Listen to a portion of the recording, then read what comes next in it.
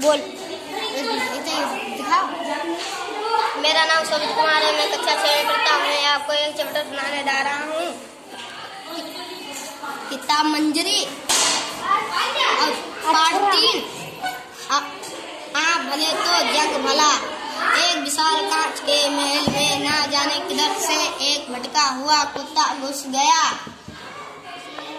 हजारों कांचों के टुकड़ों में अपनी शक्ल देखकर वह चौंका।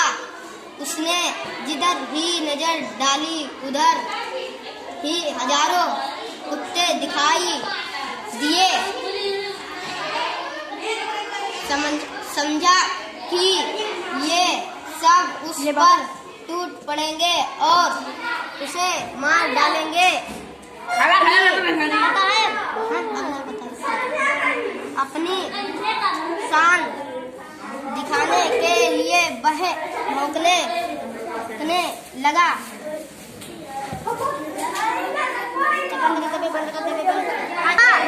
क्या हजारों कांचों के टुकड़े थे? क्या वो हजारों कांचों के टुकड़ों से बना हुआ महल था?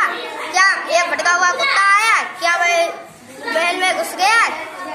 मेरा चैप्टर इतना शेयर करना, कमेंट करना। Thank you.